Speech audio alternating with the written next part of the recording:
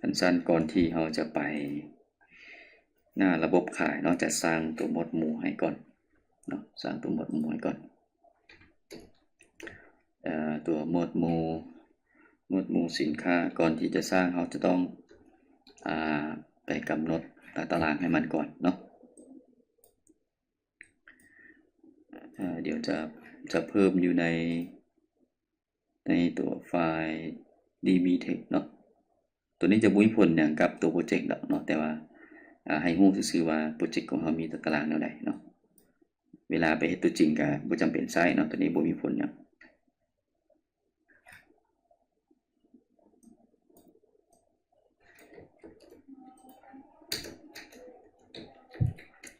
เดี๋ยวจะเพิ่มมาให้เป็นตัวที่6เห็นว่าเป็นตาราง category เนาะ category หมวดหมู่ใน category เราจะต้องมาเบิ่งว่าข้อมูลของเราข้อมูลรูปภาพบ่แม่นเนาะข้อมูลสินค้านี่เขาจะต้องบันทึกตามเดี๋ยวอันดับทมิด ID มันจะมีให้แล้วเนาะเราจะบันทึกแต่ name ก็ได้เนาะเราจะเก็บแต่ name เพราะว่าเราจะแยกแต่หมวดหมู่สื่อหมวดหมู่ซื่อๆเนาะถ้าอยากใส่รูปก็ใส่เข้าไปได้เนาะแล้วอยู่ในตาราง store นี่ก็ต้องมีID เนาะจะเพิ่มเข้ามาให้เป็นcategory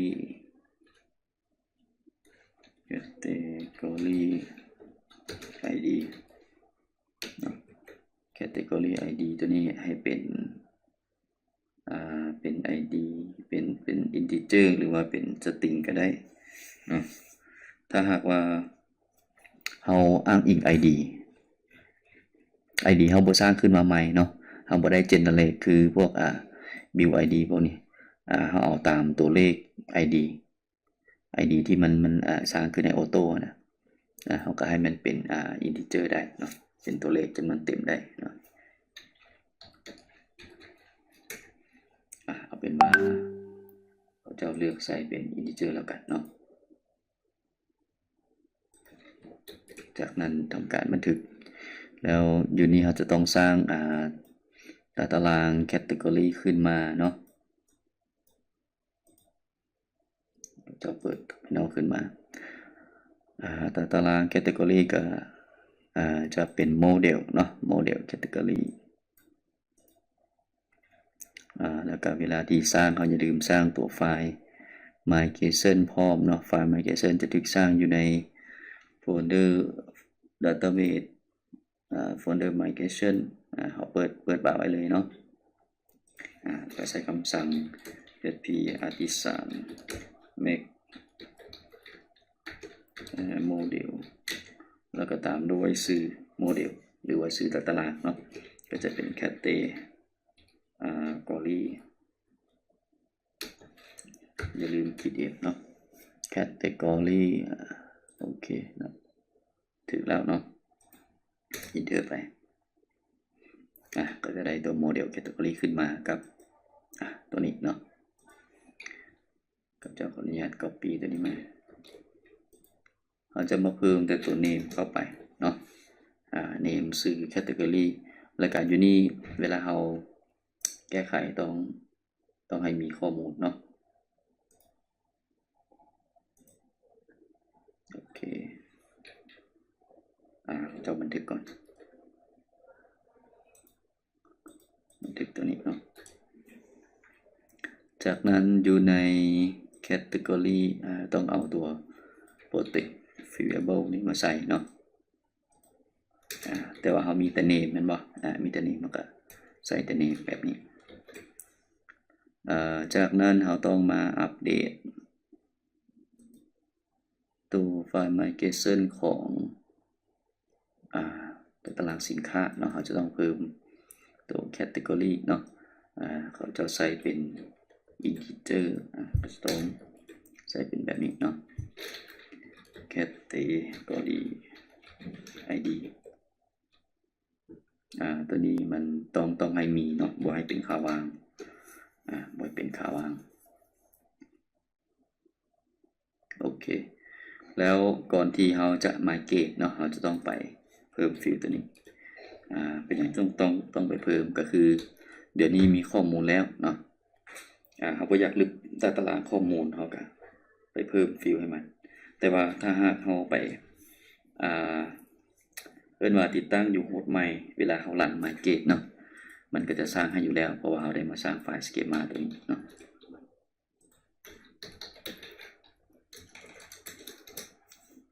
เราจะไปแก้ไขตารางเอาเนาะเพราะว่าตาราง store ของเรามันมีข้อมูล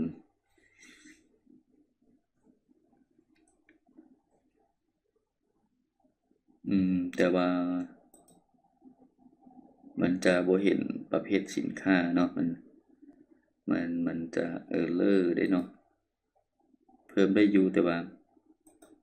เวลาเราแก้ไขโอเคแก้ไขก็ได้คือกันบ่มีหยังนะไปแก้ไขอยู่นี่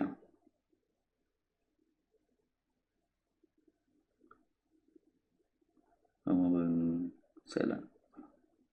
ตาราง store มาที่ structure มาทำการเพิ่มเนาะ add record ให้มัน add ถัดจากตัว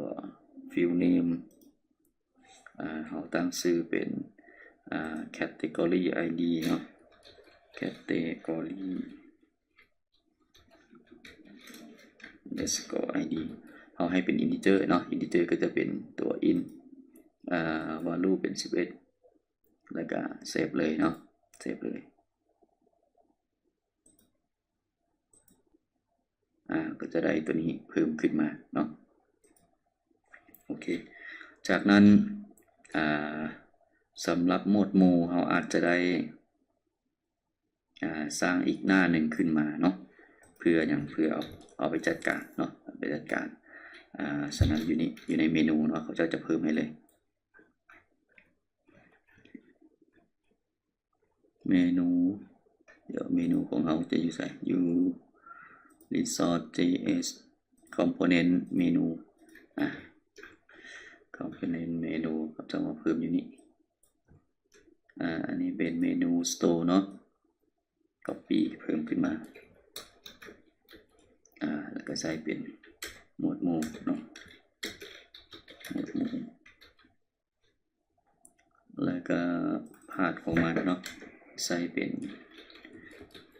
category ตัว active เช่นเดียวกันเนาะเป็น category จากนั้นบันทึกแล้วไอคอนไอคอนเราจะต้องไปเปลี่ยนไว้มันสับกันเนาะหมวดหมู่สินค้าเขาจะเอาตัวนี้เนาะ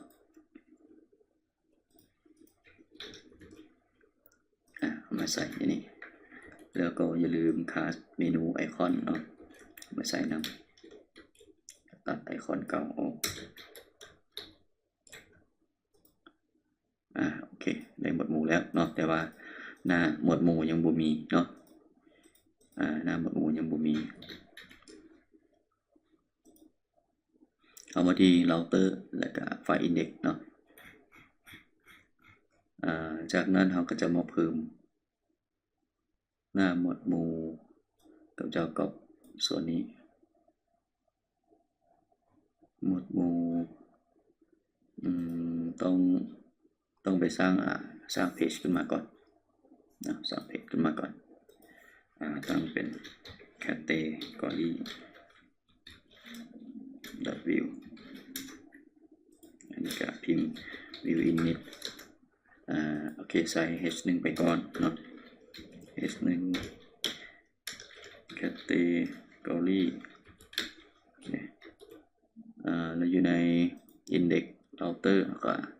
ทำการก๊อปพาธตัวนี้มา store นี่ก็เปลี่ยนเป็นcategory พาธก็เป็นcategory ตัวนี้ก็จะต้อง import เข้ามาเนาะ import มันเข้ามา import category from page category อันนี้มีตัว Copilot สวยเนาะมันจะ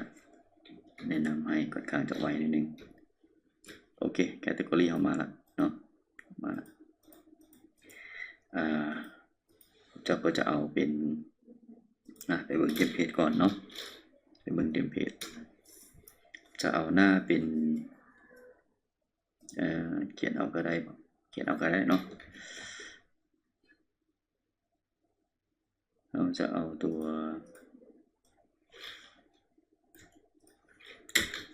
ใส่ตัวโลขึ้นมาก่อนเนาะคลาสโลขึ้นมาก่อนจากนั้นแท็กดิบก้อนหนึ่งให้มันมีคอลัมน์เป็นตัว MD เอาประมาณครึ่งแท็กเนาะ MD 6ตัวเดียว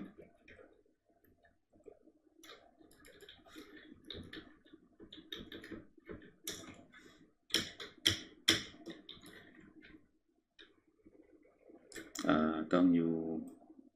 นี่ต้องใส่เป็นการ์ดก่อนเนาะเดี๋ยวไปเบิ่งในเทมเพลตต้องเอาตัวเป็นการ์ด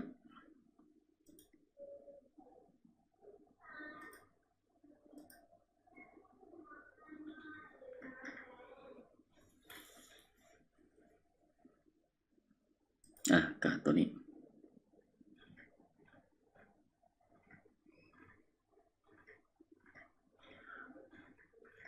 เขาจะอยากได้ตัวที่มันมีเมนูเนาะเดี๋ยวลองไปเบิ่งอยู่ดัชบอร์ด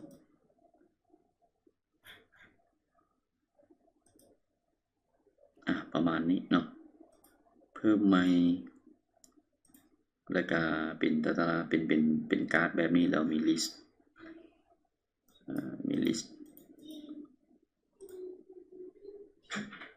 เอาตัวนี้น่าจะโอเคเนาะเป็นลิสต์คือกันเนาะแล้วค่อยไปปรับแต่งเอาโอเคเราต้องการการ์ดแบบนี้ Ctrl C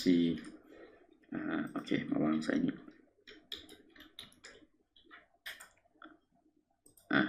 จะได้แล้วเนาะแต่ว่ามันรู้สึกว่าจะกว้างเกินไปเนาะประมาณตัว6คอลัมน์เขาจะเปลี่ยนเป็นประมาณ4จะได้ละอยู่นี่จะให้เป็นลิสต์แต่ว่าตัวนี้จะตัดออกเนาะ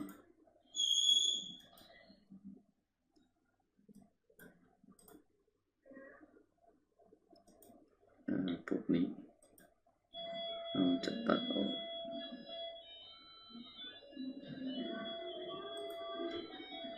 การ์ดบอดี้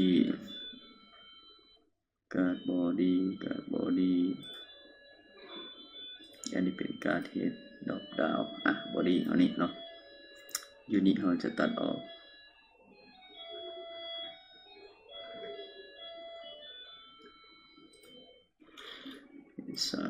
small deep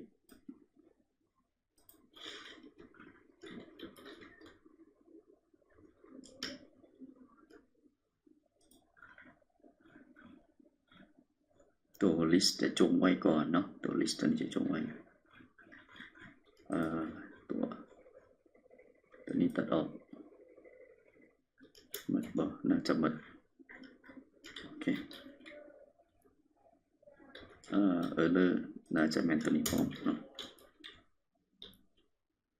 โอเคได้แบบนี้เนาะแล้วตัวเซลล์ total cell นี่เราบ่เอาเนาะมันมีตัวนี้เราบ่เอาแล้วมันมีดรอปดาวน์เนาะดรอปดาวน์ก็จะเปลี่ยนเนาะดรอปดาวน์ตัวนี้เราก็บ่เอาแต่ว่าเราจะเปลี่ยนเป็นตัวไอคอนแทนเนาะเดี๋ยวนี้จะเปลี่ยนเป็นไอคอนแทนโอเค แล้วตัวนี้ก็เป็น list สำหรับ list นี้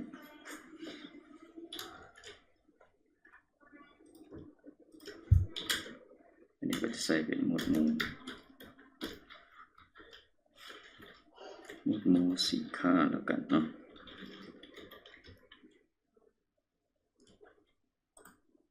ตัวนี้เป็น list เราจะเอาเป็น list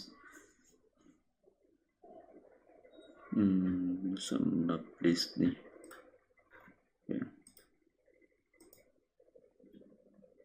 เอา list group list group จะง่ายกว่าเนาะ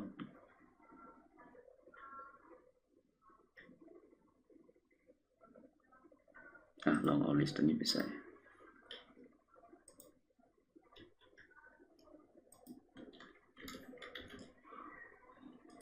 การ body HR HR มาขั้นเบิ่งเนาะแล้วลองเอา list group มาใส่โอเคก็บ่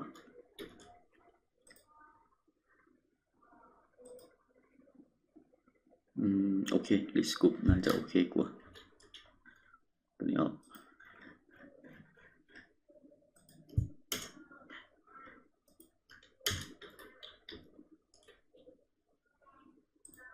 อยู่นี่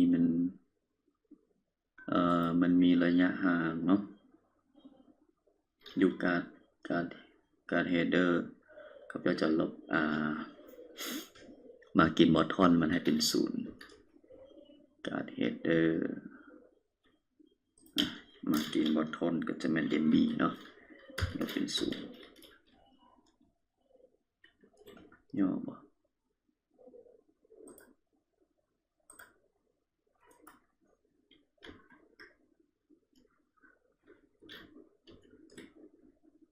มากินบอททอน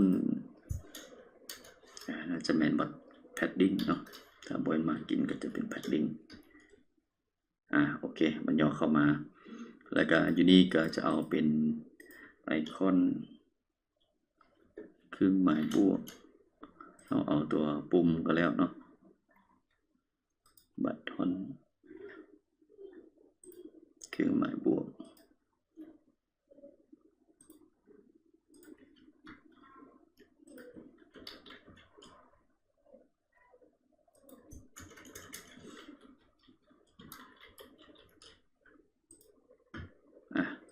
เมื่อกดเพิ่มปุ๊บก็จะให้มันมีเป็นว่าเอาโมด้ามาใส่ก็ได้เนาะหรือว่าจะสร้างฟอร์มอยู่นี่ก็ได้เดี๋ยวจะเฮ็ดเป็นโมด้าเอาเนาะเป็นโมด้าเอาเพราะว่าอยู่ฟอร์มสโตร์เฮามีตัวที่เฮาเสื่อมแล้วเพื่อเป็นอีกแบบหนึ่งเนาะสำหรับเขาจะเฮ็ดตัวว่าเป็นเทมเพลตของมันขึ้นมาก่อนเนาะอันนี้เขาจะเฮ็ดเป็นปุ่มเพิ่มรายการเนาะเขาจะไปเอาไอคอนเครื่องหมายบวก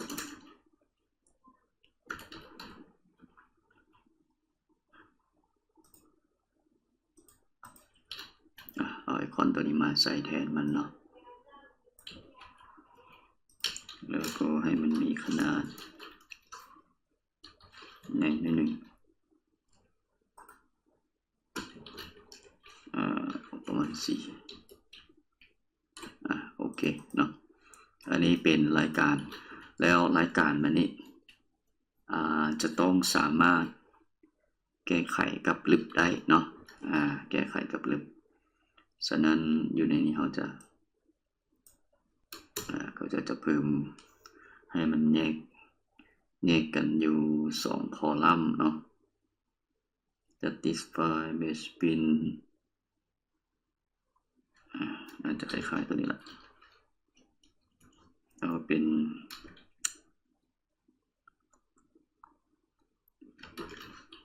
สเปนแล้วกันเป็นแท็กสเปนตัวนี้ก็จะเป็นซื้อสินค้าเนาะโมเมนต์เนาะซื้อหมวดหมู่ตัวอย่างว่าน้ำดื่ม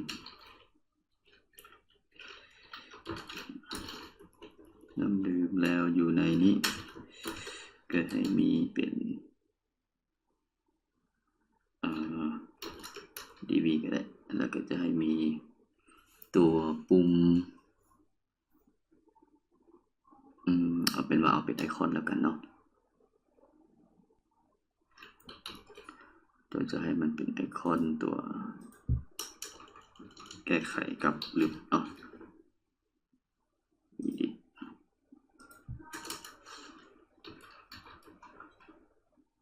แก้ไขเอาตัวนี้เนาะแก้ไขแล้วก็ขั้นด้วยเครื่องหมายขีดtask โอเคมันขึ้นมาให้แบบนี้เนาะแต่ว่าเราจะให้มันแยกกันอยู่เนาะฉะนั้นอยู่นี่เขาจะต้องใส่เป็นdeflect justify content between justify content between align item เอาก่อน justify content between มันเพิ่มตัวเลขหนึ่งนี่มันเพิ่มให้ออโต้เนาะมันเพิ่มให้ออโต้ list group number เราจะบ่เอาเนาะเอาคลาสตัวนี้ออกเราจะบ่ใส่ตัวเลขถ้าอยากใส่ก็เราจะดึงจากตัว list มันมาใส่เอาเนาะเราก็จะได้เป็นชื่อ list แบบนี้อันนี้จะเรียกว่าเราสามารถใส่before เนาะเพื่อทำการรูปรายการตัวนี้เนาะรูปรายการเขียน before อยู่นี่ได้เนาะ before ใส่เป็น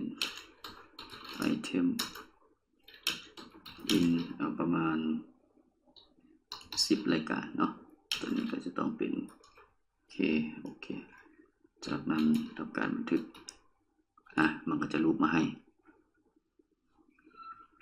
ตัวนี้จะให้มันกดได้เนาะกดได้ก็จะใส่เป็น cursor pointer เพื่อเวลาเลื่อนเมาส์มามันจะเป็นหุกมือเนาะเป็นหุกมือแล้วก็เวลาที่ตัวไอคอนรูปนี้เขาจะให้มันเป็นสีแดงเนาะเขาใส่เป็น text danger แล้วก็ตัวที่เขาจะรูปนี้สีแดงกับสีอย่างดีสีแดงกับสีเขียวก็จะเป็น text subset สีส้มเอาเนาะ text warning สีส้มสีเหลือง text warning โอเคประมาณนี้เนาะจากนั้นเขาจะเอาตัวโมดามาใส่เนาะโมดาโอเคโมดาตัวนี้เนาะ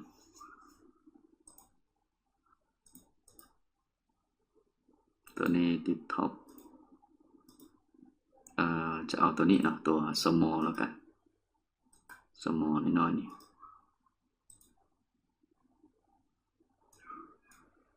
เขาจะคลิกเลือกมาที่ปุ่มตัวนี้เลื่อนลงมาเวลาคลิกปุ๊บมันจะมีโมดาเดี๋ยวนี้จะเป็นโมดา small ส่วนของโมดามันอยู่ใส่โมดาเท่านี้เนาะโมดา small โอเคเขาทำการ copy มาแล้วเขาเอามาไว้อยู่ทางท้ายๆก็ได้ท้ายๆก่อนจะปิดตัวเทมเพลตเนาะเอามาใส่ที่นี่มันจะผ่านตัว ID ตัวนี้เนาะID ตัวนี้แล้วก็เวลาที่เรากดปุ่มบัตทอนตัวนี้จะใส่เป็นกับอีเวนต์การคลิกเนาะเมื่อคลิกปุ๊บก็จะเป็น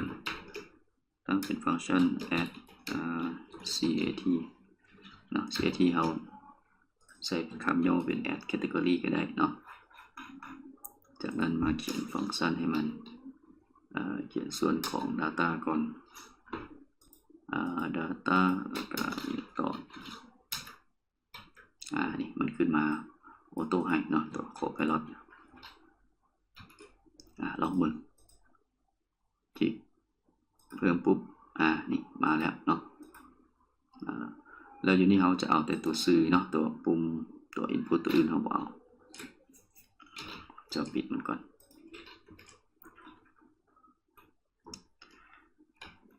เขาจะเปลี่ยน ID เป็นอย่างดี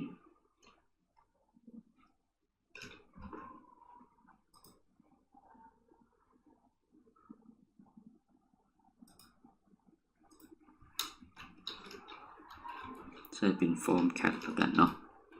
ID เป็น form cat ตัวนี้เป็น form cat อันนี้คือเราใช้ตัว jQuery เนาะท่านใดเคยเขียน jQuery เขียน JavaScript อันนี้เราใช้ตัวjQuery เนาะ jQuery ก็คือจะใส่ดอลลาร์จากนั้นก็จะผ่าน ID เนาะผ่าน ID ก็คือจะต้องใส่ชาร์ปนำหน้าถ้าเป็นผ่านคลาสก็จะต้องใส่เป็นเครื่องหมายจำนำหน้าแบบนี้เนาะแล้วก็ใส่ .moda .show เนาะถ้าจะปิดก็จะเป็นเปลี่ยนจาก show นี่เป็น high เนาะก็จะเป็นการปิดอันนี้ moda title เราก็ใส่เป็นหมวดหมู่สินค้าก็ได้เนาะจากนั้นก็จะมีสื่อหมวดหมู่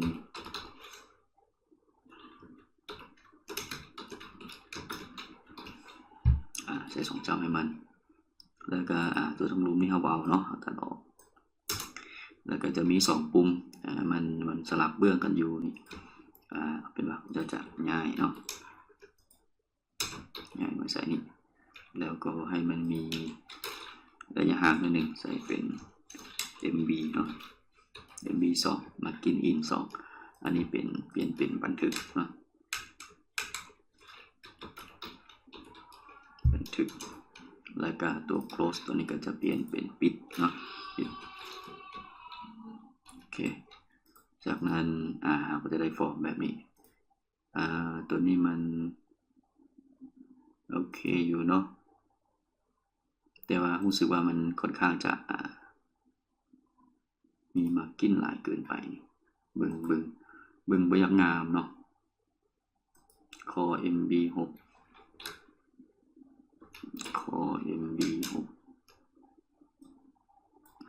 แล้วมาร์กิ้นบอทอน6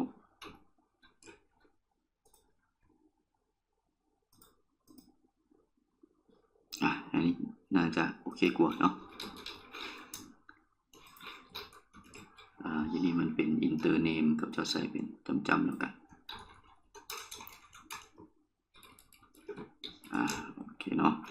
แล้วอยู่นี่ก็จะต้องมีตัวแปร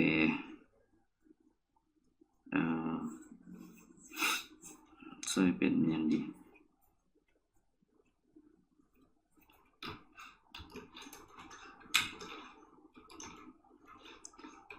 ใส่เป็น cat name แล้วกัน cat name อยู่นี่ต้องมีedit id เนาะทีนี้ต้องมีเวลาที่เราแก้ไขเพราะว่าจะใช้ฟอร์มเดียวกันcat name มาผูกกับชื่อใช้เป็น v model cat nameโอเคแล้วฟอร์มอันนี้สังเกตว่ามันมีอันนั้นบ่เนาะมีแท็กฟอร์มบ่ถ้ามีให้เอาออกเนาะแต่ว่าอย่างนี้น่าจะบ่มีละจากนั้นก็จะมีสร้างตัว cat data เนาะ cat data ก็คือจะเป็นก้อนข้อมูลของรายการเนาะโอเคก่อนที่จะไปฟังก์ชันตัวอื่นเราจะไปสร้างตัว controller ก่อนเนาะ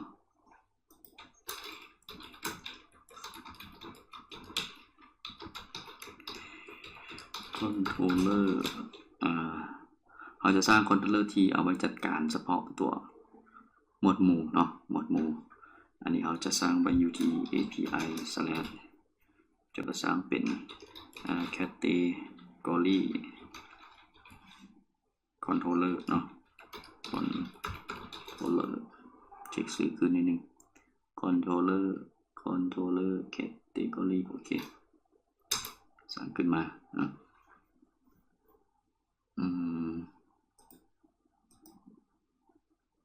เดี๋ยวลองให้ AI มันสวยบ้างเนาะcreate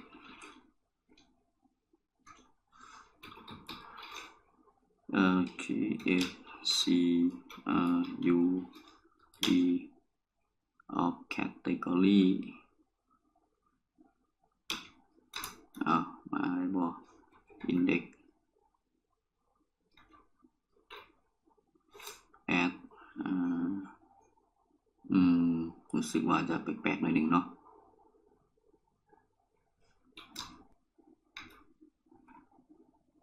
edit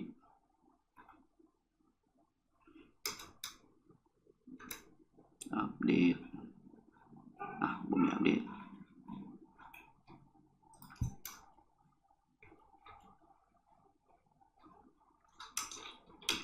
บอกฟังก์ชันมัน index edit update delete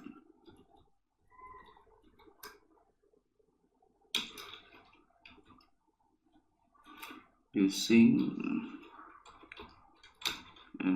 tycat public function index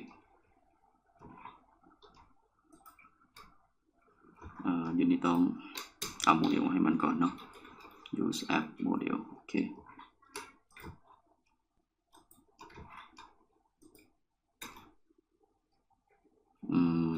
เขามีช็อตบ่มีเนาะเขาบ่มีช็อต get all data from category order by id คากิเนเซนเขาบ่เอาเนาะตรงนี้บ่เอา return เป็น json โอเคต่อมาเป็นฟังก์ชันอย่างฟังก์ชัน add new add name save แต่ว่าตัวท้าย cat นี่มันบ่ให้มันเฮ็ดตาม format ของเราเนาะ format นี้บ่สำหรับท้าย cat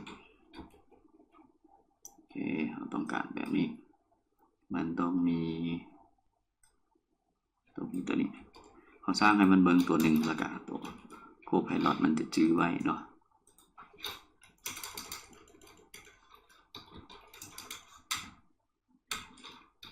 บันทึกข้อมูล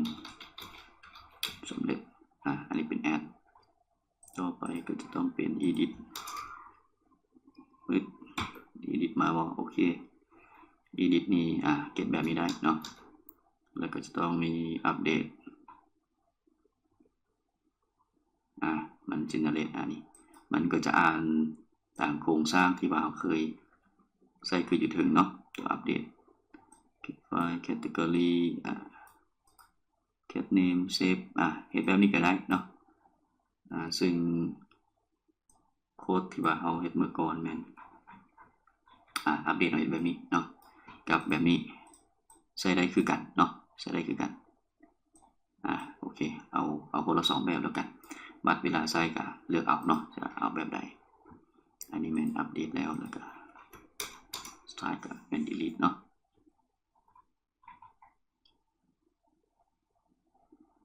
โอเคคอนโทรลเลอร์เอาสร้างง่ายขึ้นเนาะตัวโคไพลอตสวยได้หลายวันนี้เป็นอย่างตื่ม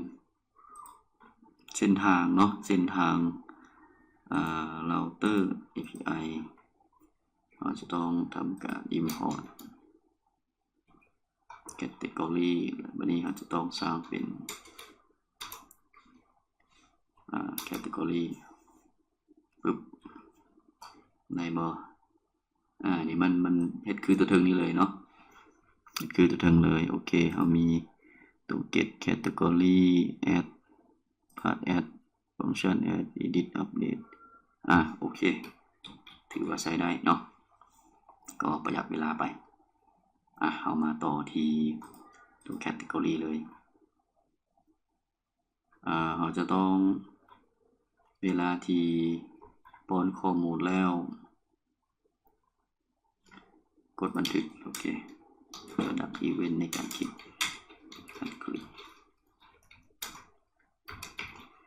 เขาตั้งเป็นอย่างเป็นเซฟเซฟอย่างเซฟแคทเนาะเซฟแคทแล้วกันเซฟแคทจินเนอเรตมาได้บ่เซฟแคท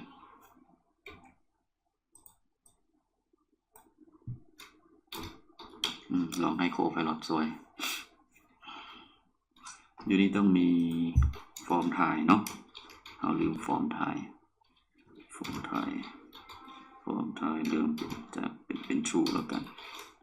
true โอเคอยู่นี่เขาก็จะบอกว่าฟอร์มถ่ายฟอร์มถ่าย true add ฟอร์มถ่าย for edit โอเคแล้ววันนี้เวลาแอดข้อมูลเนาะเดี๋ยวเราจะไปเอาให้มันเบิ่งตัวหนึ่งเวลาแอดข้อมูลแอดแบบนี้แอดข้อมูลเราจะเห็นแบบนี้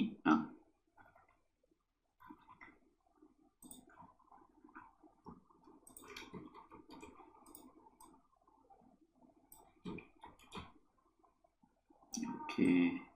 จากนั้นเอามาเปลี่ยนหน่อยหนึ่งเนาะเปลี่ยนเส้นทางให้มันอันนี้เป็น category add เนาะ category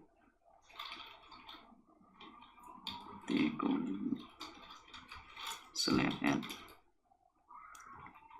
content ถ่ายตัวนี้บ่จำเป็นเนาะเราตัดออกก็ได้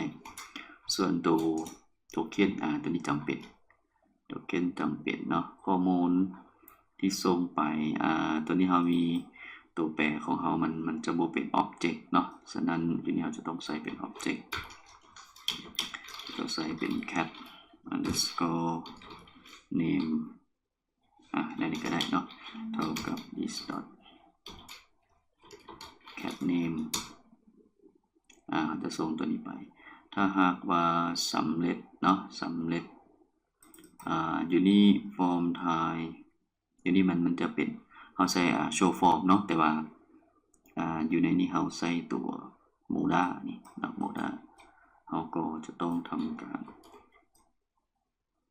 hide ตัว moda เนาะใส่เป็น hide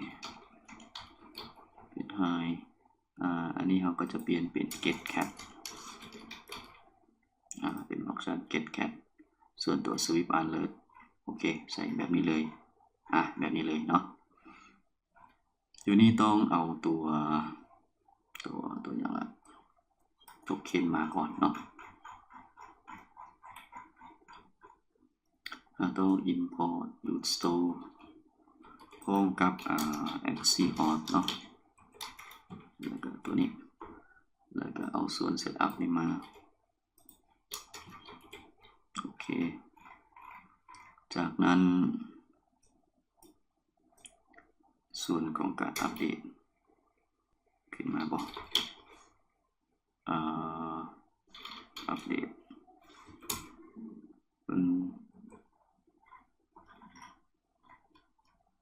คือบ่มาหมดว่าเนาะคือบ่มาหมด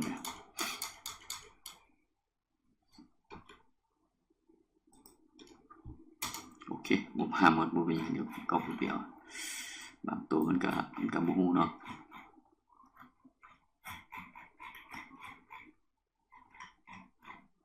อัปเดต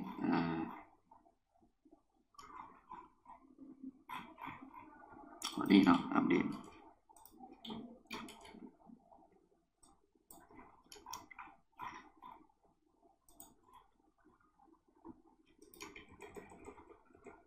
ก็เปลี่ยนเนาะเปลี่ยนตัวนี้เป็น category อัปเดตตามด้วย ID ข้อมูลข้อมูลจะเป็นแบบนี้เนาะ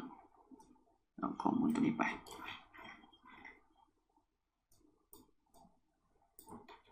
ส่งตัวแปร cat name ไป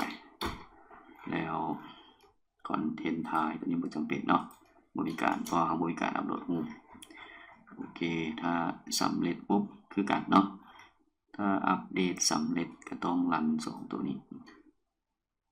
ปิดปุ่มปิดตัวโมดากับเก็บข้อมูลเนาะโอเคแล้วทุกครั้งที่เรากดแอดจะต้องอย่าลืมมาต้องเคลียร์ก่อนเนาะเคลียร์แคทนี้ให้เท่ากับ0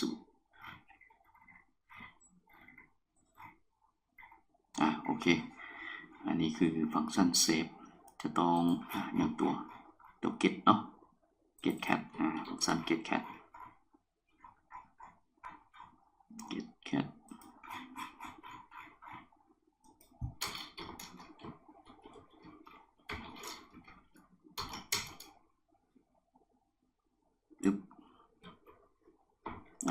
API header bearer cat name ดี less data dot data บ่dot data บ่จะบ่แม่น data นะเขาจะส่งเป็น list มาเลยเนาะบ่มี data ไปตึงจะเอาแต่นี้โอเคอันนี้แม่น get cat จากนั้นมีอย่างเติมเวลากด edit เนาะเวลากด edit ต้องมี ID โยนเข้ามา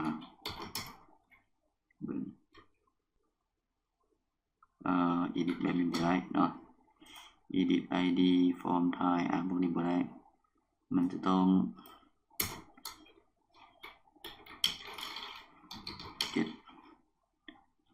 get category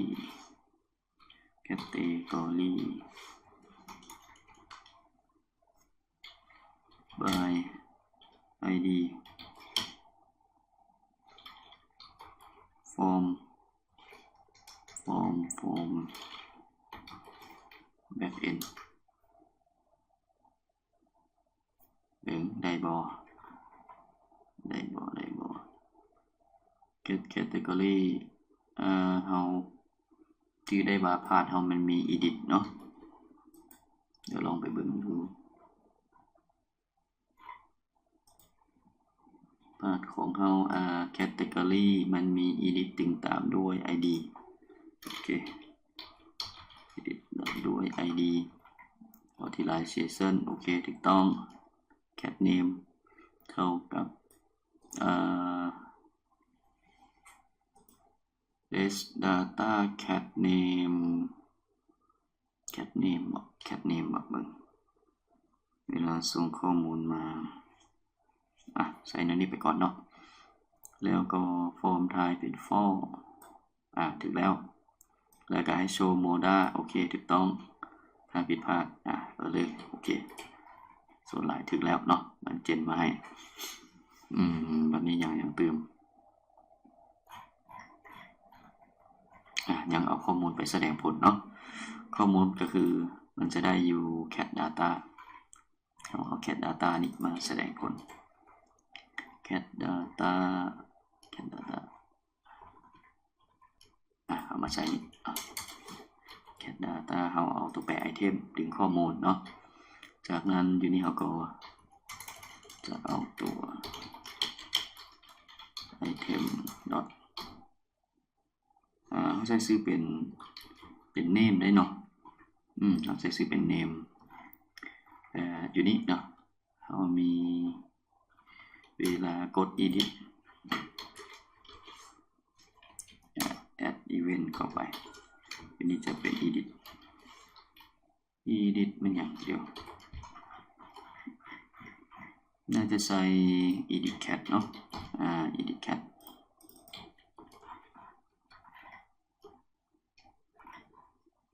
สลับโอเคedit เนาะ edit cat แล้วก็โยน id เข้าไปเนาะ id ก็จะเป็น item id แล้วก็ตัวนี้เป็นการลึบเนาะลึบก็คือจะเป็น add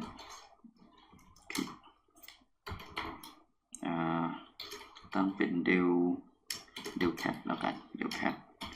อันนี้ก็เป็น item id ยังตัวลึบเนาะตัวลึบฟังก์ชันในการลึบเอาไว้อยู่สุดท้ายก็ได้ตัวลึบ del cat id Copilot มาพอโอเคท่านแน่ใจบ่ที่จะลบเป็นภาษาไทยเนาะถือแล้วมันลึบท่านแน่ใจบ่ที่ต้องการลึบท่านใส่บ่ถือได้นี่ท่าน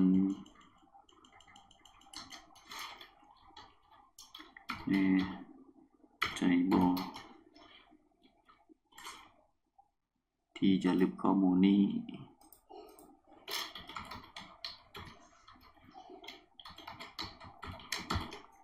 ถ้าลบ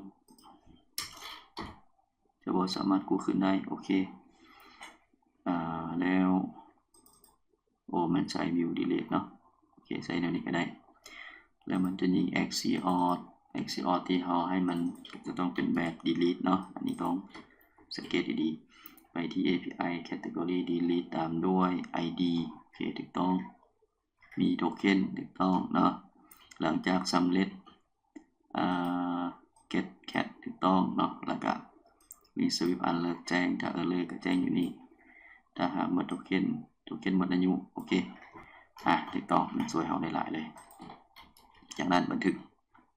โอเคเราลองมือมานี่เบิ่งว่าจะผ่านหรือบ่ผ่านเนาะเขาจะเปิดเน็ตเวิร์กวัดเพิ่มข้อมูลโอเคหมวดหมู่ตัวอย่างมาเป็นประเภทเครื่องดื่มเนาะเครื่องดื่มบันทึกเบิ่งโอเคผิดพลาดพร้อมโอ้เราลืมเรายังไม่ได้หมายเกตเนาะเรายังไม่ได้หมายเกตมันยังบ่มีตารางแคตตากรีเถื่อโอเคดูเป็นยังเอาหมายเกตก่อนเนาะ PHP อธิสารหมายเกตอธิสารหมายเกต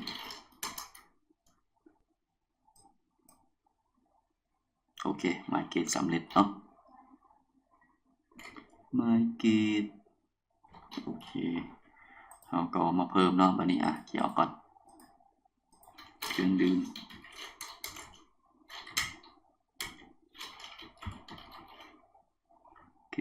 เนาะโอเคบันทึกข้อมูล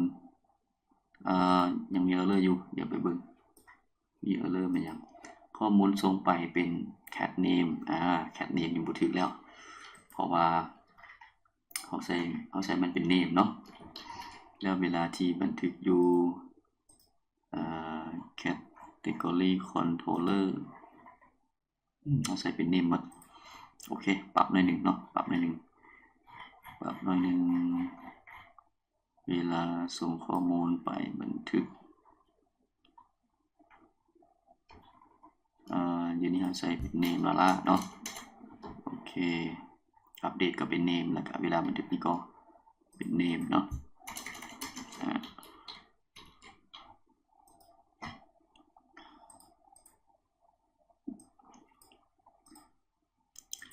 เครื่องดื่มบันทึกข้อมูลสำเร็จเวลาที่สำเร็จโอเคได้เนาะตัวอย่างมาเป็นอย่างตึมเป็นประเภทเนี่ยเล่าซะประเภทเล่าเนาะประเภทเล่าบันทึกสำเร็จเนาะประเภทเล่าแล้วก็มีอย่างตึม มีกล้องแล้วกันเนาะมีกล้องบันทึกโอเคแล้วลองแก้ไขเนาะวันนี้ประเภทเราแก้ไขตัวนี้บ่ขึ้นเบิ่งข้อมูลมันมาแบบใดข้อมูลถึงมาหมดเนาะจะต้องเก็บข้อมูลเป็นname category name function edit ตัวนี้ต้องเป็น name โอเคเวลาเข้ามาหน้าทำอิฐมันบ่มีข้อมูลเนาะเขาลืมเวลาที่เข้ามาหน้าทำอิฐเราจะต้องเอิ้นฟังก์ชัน get มันเนาะเราจะเขียนส่วนของ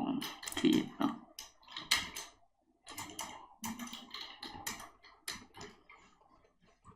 โอเค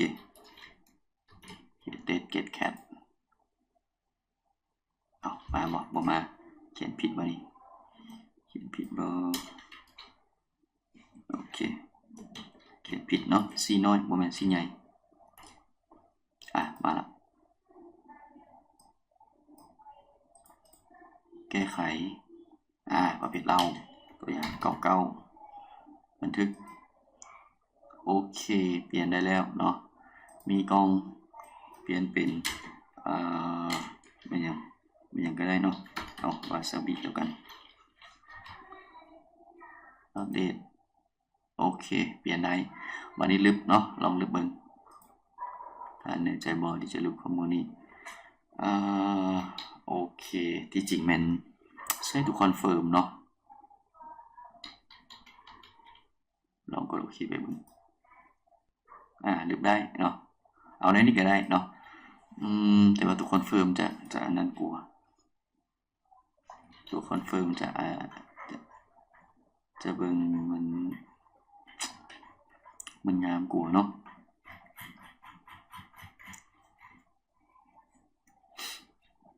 คอนเฟิร์มนี่เราจะเอาอยู่ใส่อยู่หน้า store เนาะหน้า store function delete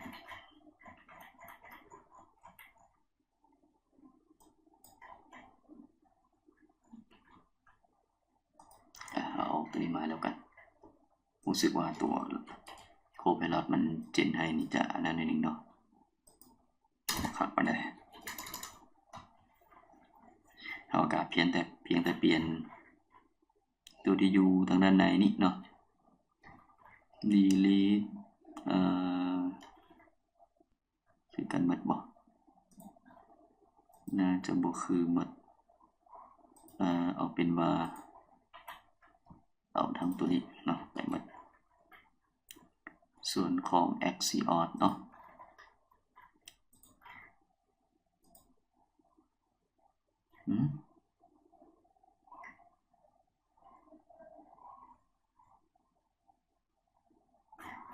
เดี๋ยวอยู่นี่บ่อยู่นี่เนาะ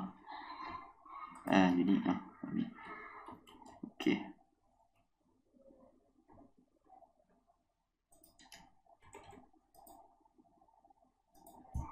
is confirm แล้วก็อยู่นี่ของเราก็เอาออกเนาะเอาออกถึงโอเคบอ delete น่าจะโอเคแล้วเพิ่มมาอีกรายการหนึ่งมันยังก็ได้มั่วไปก่อนโอเควันนี้ลองลึกยกเลิกโอเค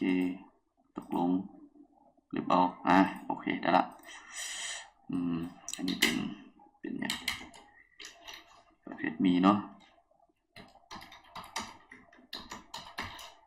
บันทึกโอเคเราได้หมวดหมู่ขึ้นมาแล้วอันนี้ติดประเภทเรา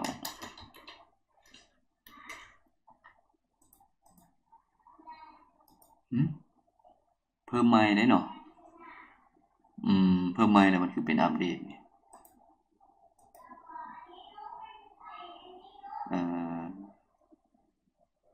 มีกอง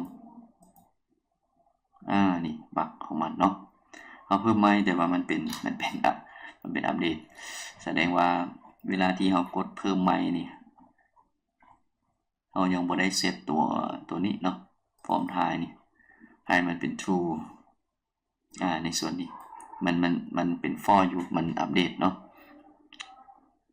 ทุกครั้งที่กดเพิ่มใหม่ต้องฟอร์มทายเป็น true โอเคถูกต้องแล้วแก้ไขมีกองอัปเดตวันนี้ลองเพิ่มวาซาบิโอเคมาแล้วก็อย่างเครื่อง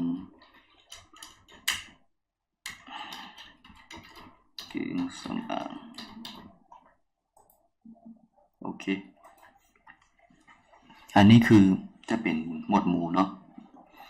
เราก็จะสร้างเป็นประมาณนี้สำหรับหมวดหมู่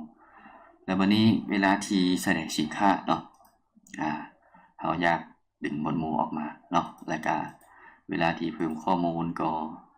อาจจะมีหมวดหมู่เข้ามาเติมเนาะเห็นบ่โอเคเอามาอัปเดตตัวนี้เติมนิดนึงเขาจะเพิ่มตัว input select ขึ้นมาเติมเนาะเป็นตัวหมวดหมู่เอามาที่หน้า store เนาะเอาไปเพิ่ม input อันนี้เสื่อมไปก่อน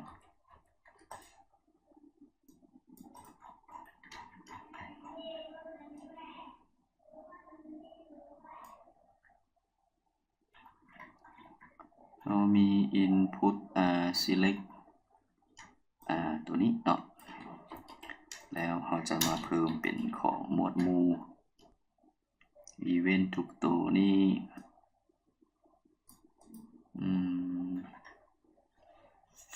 หมวดหมู่เราจะต้องได้เขียนมาใหม่ได้เนาะมันจะทำการ generate เราจะให้มัน generate ตัว category ขึ้นมาอยู่คือว่าอยู่เรียงกันถ้าเรียงกันแบบนี้บ่ได้เนาะต้องให้มันเรียงกันแนวนอนใส่เป็น class reflect โอเคแล้วมี margin in เนาะ2ตัวทำ it ก็คือจะเป็นทั้งหมดหมายความว่าหมวดหมู่ทั้งหมดเนาะ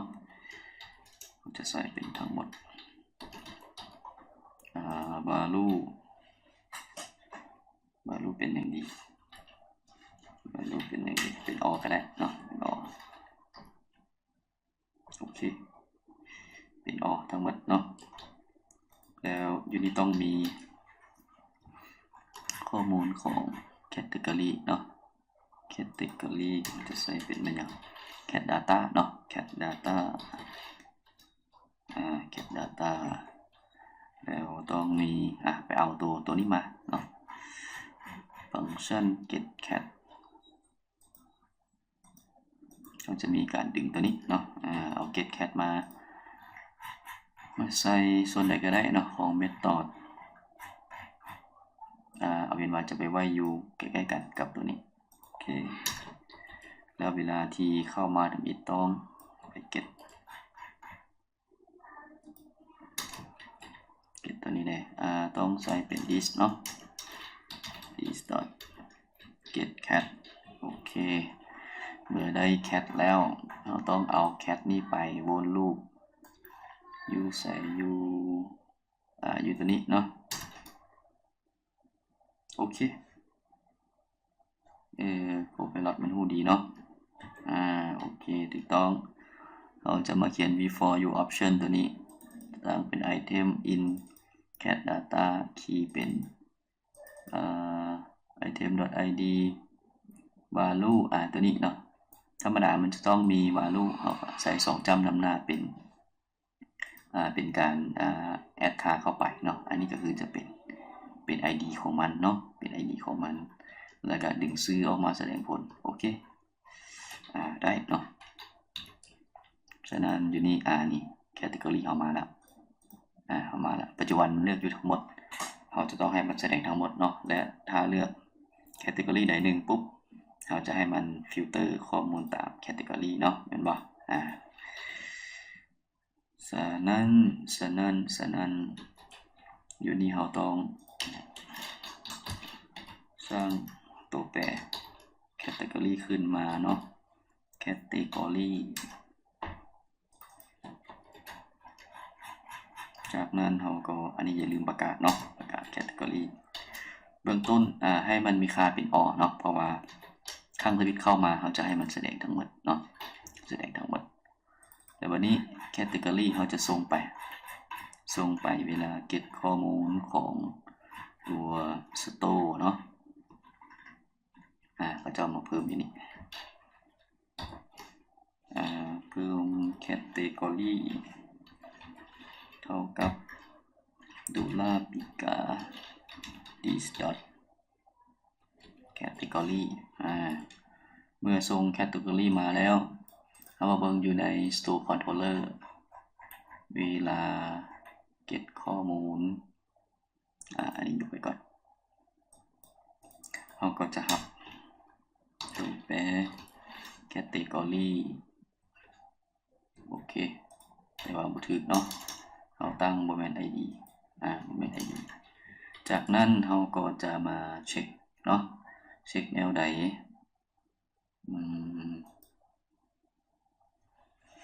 มันจะมี where เนาะจะมี where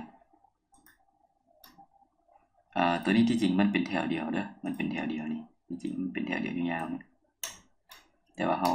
เราสามารถ enter เป็นแถวลงมาได้เนาะ enter เป็นแถวลงมาได้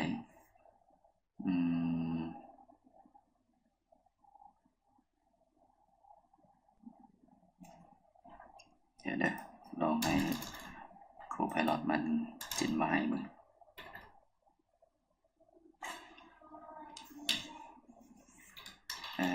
get store get all data from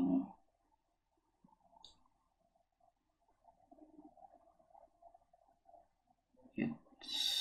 all data from store table order by เอาคือจะ by shot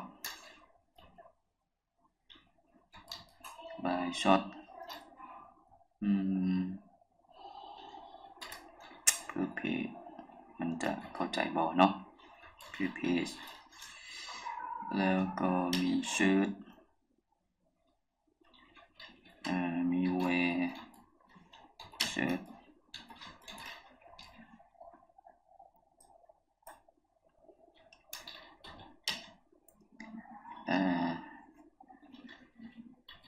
if category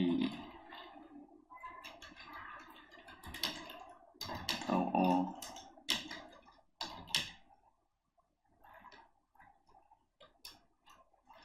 เราก็จะว่าให้มัน show all แล้วก็ถ้าเด่น where by where category ID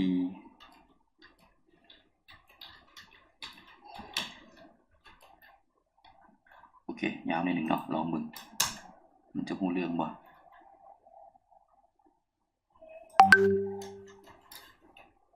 โอเคตัวที่หนึ่งปึ๊บแวร์ตัวนี้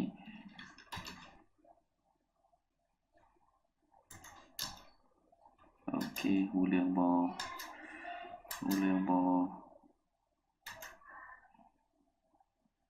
มันบ่หูเรื่องเนาะโอเคมันบ่หูเรื่องบ่เป็นหยังเราจะเพิ่งจะใส่วิธีนี้เอาถ้ามันบ่หูเรื่องก็พวกนี้คือว่าปกติแล้วเนาะอันนี้เอาออกก่อนจะเห็นแบบนี้2จำก็คือหมดแถวนี้เนาะจากนั้นก็นี่เช็คเบิ่งว่า category ถ้าบ่เท่า all ก็คือให้ตัวแปร store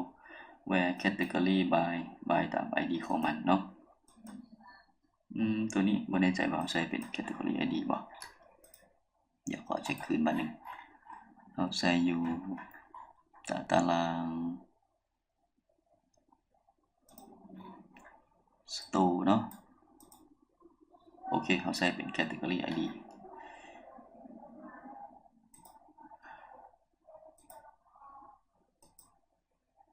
โอเคเขาใส่เป็น category ID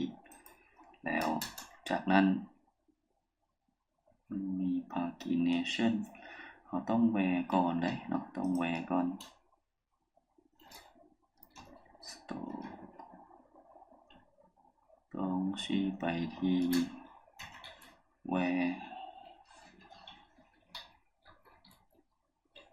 ต้องมี where ตัวนี้ก่อนwhere ตัวนี้ก่อนแล้วจึงยิงไป pagination แล้วก็ยิงไปตัวนี้โอเคมันจะต้องเปลี่ยนจากตัวนี้มาเป็นตัวนี้เนาะเราจะขั้นอยู่ตัวแปะ category เนาะถ้าหากว่ามันบ่เท่า all ก็ให้เรียกตัวนี้เดี๋ยวถ้ามันเท่า all ก็คือบ่มีการฟิลเตอร์ตัวนี้มันจะแสดงทั้งหมดเนาะโอเคแต่ว่าเรายังบ่มีมันยังบ่มีเนาะโอเคลองมาก่อนอันนี้ทั้งหมดเครื่องสำอางพวกนี้จะบ่มีเนาะวัสบิจะบ่มีพวกนี้จะบ่มีเถื่อเพราะว่าหมวดหมู่แม่นยังเป็นสูตรเนาะยังเป็นสูตรโอเคน่าจะฟิลเตอร์ได้ละลองเบิ่งเนาะลองเปลี่ยนข้อมูลเบิ่ง store data category สลับ category มีกล่อง ID เป็น5โอเคเอาลองตัวใดตัวหนึ่งเนาะเป็นตัวนี้เป็น5เพื่อจะลองว่ามันฟิลเตอร์มาได้บ่เนาะทมิดก็คือแสดงหมดโอเคสำอางแน่นอนบ่มีกล่องนี่มาเนาะมา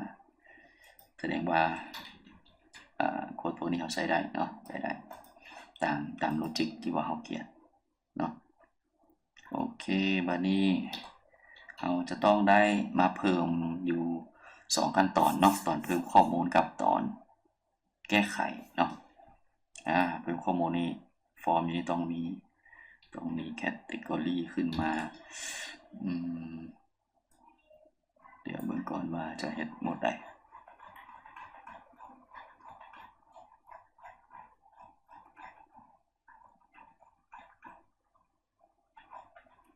เราจะเพิ่ม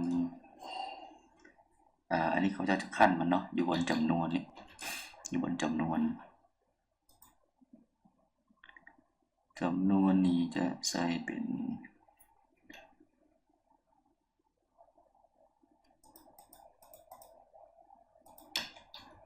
อันนี้ใส่เป็นคาสโล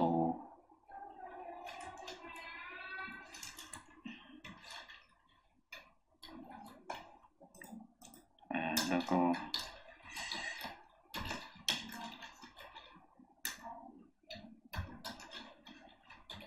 โค้ด MD 6เนาะกลับมา2ตัวมากินบัตทอนนี้เอาไปใส่อยู่ตัวรูปนี้เอา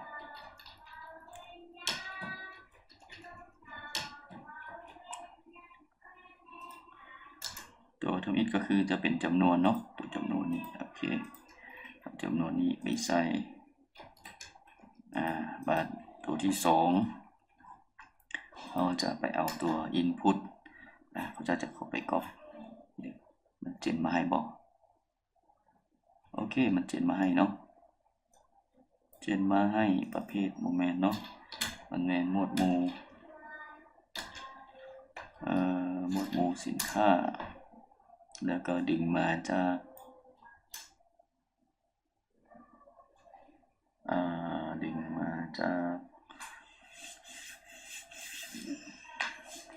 ข้อมูลต้องมีฟอร์มแคตตากรีเนาะถือละต้องมีฟอร์มต้องใส่เนี่ยแม่นบอกน่าจะแม่นแล้วเนาะข้อมูล store นี่category ID มาแล้วเนาะแล้วก็ดึงข้อมูลจาก category โอเคถูกต้องเนาะเราต้องไปเพิ่มตัวนี้อยู่ อยู่ในนี้เนาะโอเคเพิ่มเข้ามาเวลาเพิ่มข้อมูลนี่หมวดหมู่สินค้าก็จะมาละเนาะ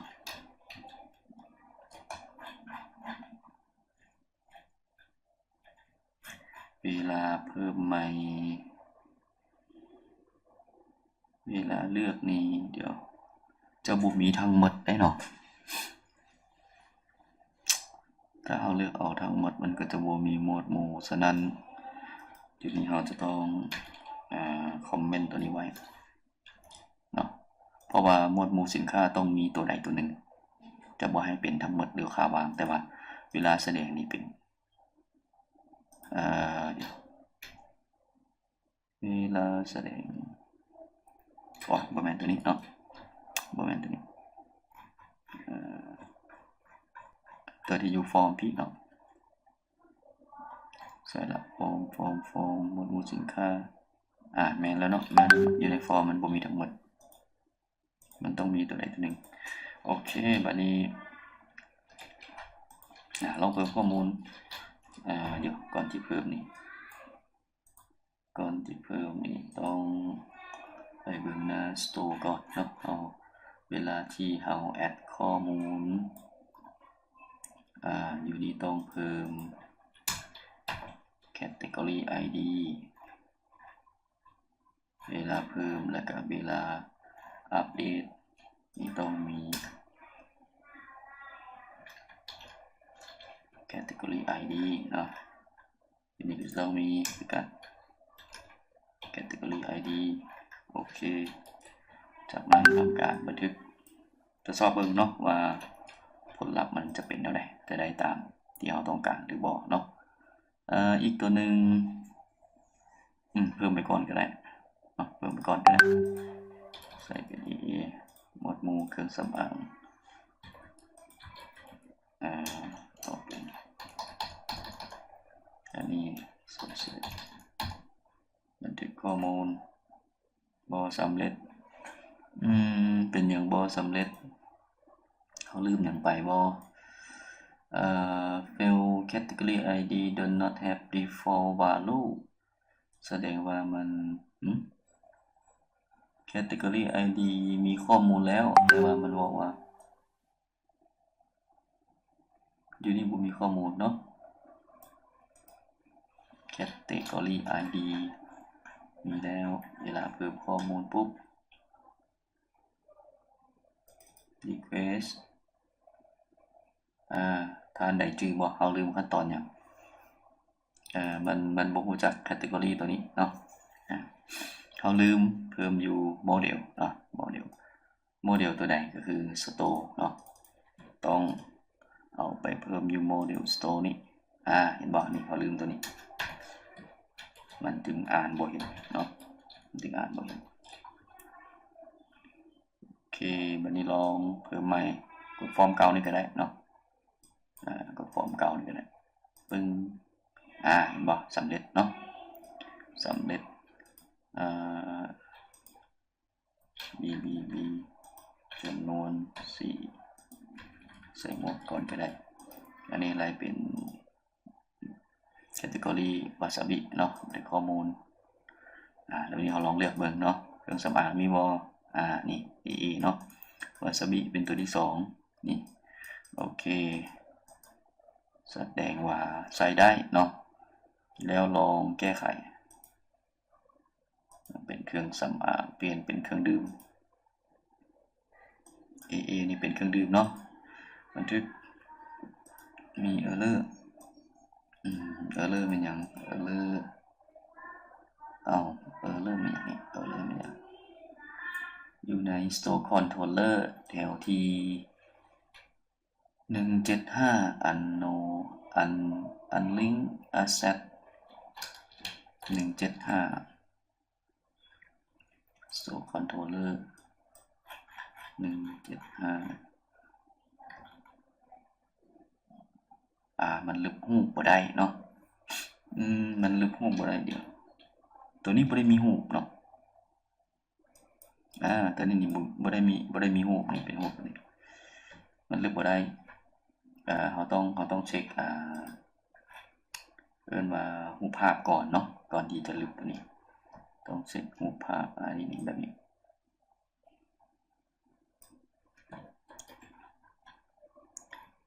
17ตัวไหนตัวนี้เนาะเราต้องเช็คตัวนี้ก่อนถ้าหากว่ามีข้อมูลรูปเก่า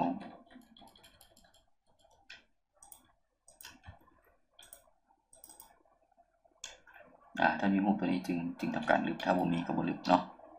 โอเคกดใหม่อีกบ่นึงอัปเดตเครื่องดื่ม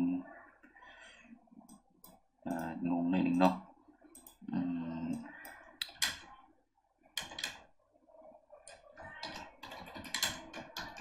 เบียร์ลาวซะเบียร์ลาวอยู่เครื่องดื่มเนาะเดี๋ยวนี้เบียร์ลาวนี่อยู่เครื่องดื่มโอเคลองเปลี่ยนเบียร์ลาวเป็นมีกองลองหมดมีกองก็เป็นเบียร์ลาวโอเคได้แล้วเนาะอันนี้คือหมวดหมู่สินค้าแล้วก็สิเพิ่มให้อีกตัวหนึ่งเนาะตัวหนึ่งเวลาของเราเลยไป10 โมงที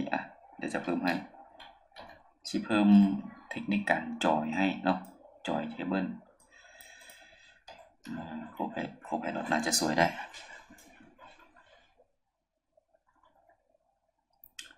ตัวเทคนิคการจอยนี่เขาจะจอยมีอย่างเขาจะจอยเดี๋ยวนี้เราเวลาที่แสดงข้อมูลเนาะข้อมูลที่มันดึงมานี่เอาทั้งหมดซะ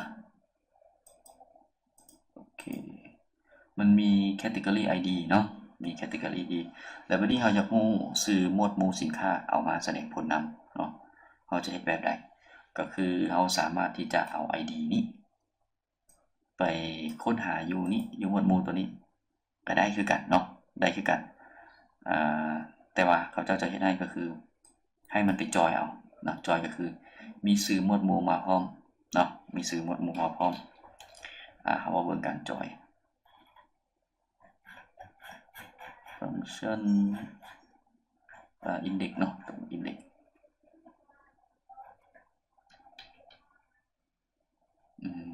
สำหรับการจอยนี่มันจะจะยาวในหนึ่งเลยตัวจอยเนี่ย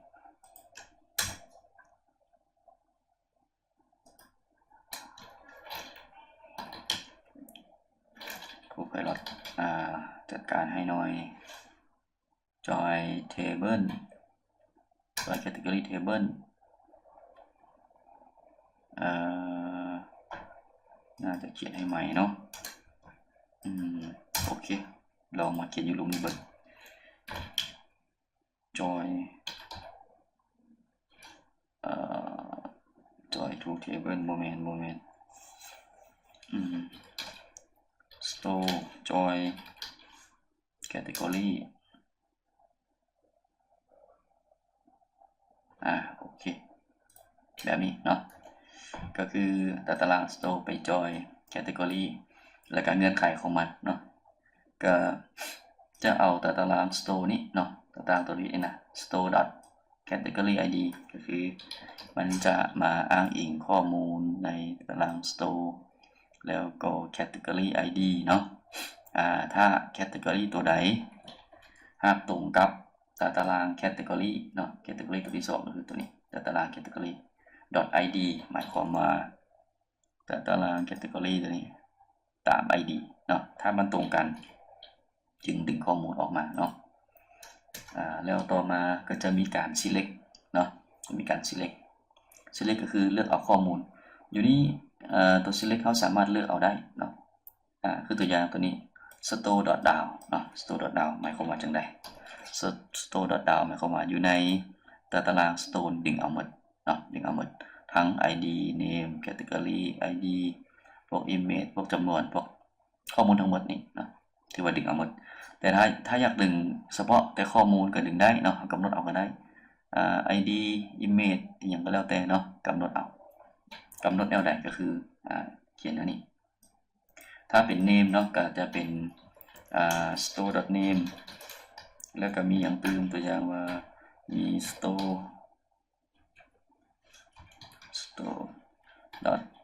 qty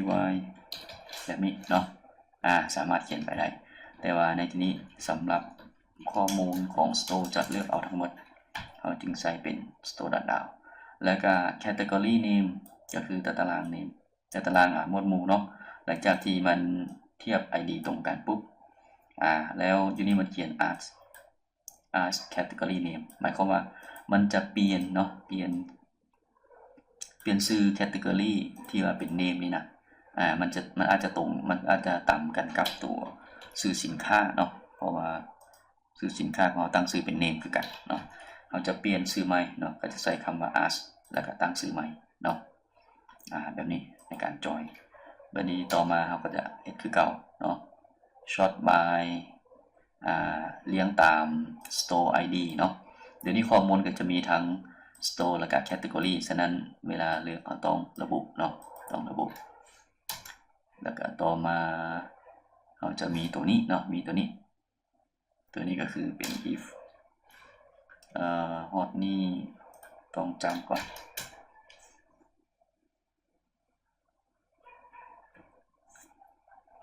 แล้วอยู่นี่จะต้องเป็น store category id ต้องเป็นแบบนี้จากนั้นก็จะมีตัว shirt เนาะตัว shirt นี่คือเก่า store เท่ากับ store where store name กับไม่ละ store name เนาะจะต่างจากตัวนี้นิดนึงอันนี้เราเลือกเอา name แล้วละเนาะต้องเพิ่ม store เข้ามาอันนี้เป็น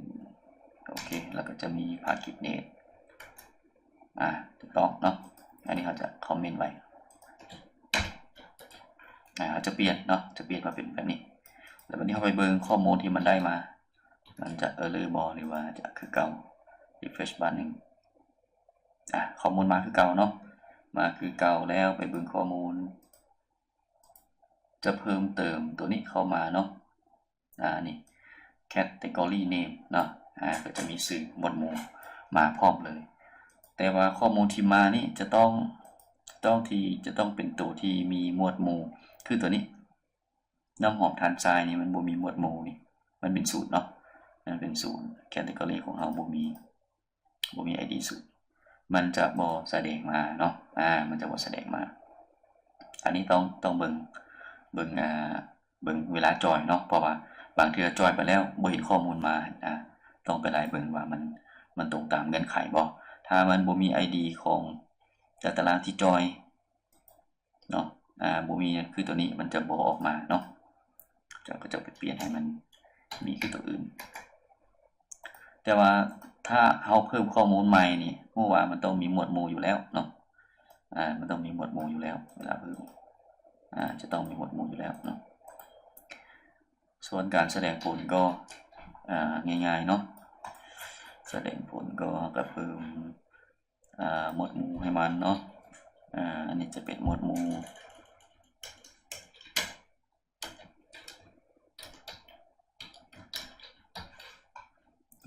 แล้วก็จะเพิ่มอยู่ถ้าจับตัว name นี่เป็น category name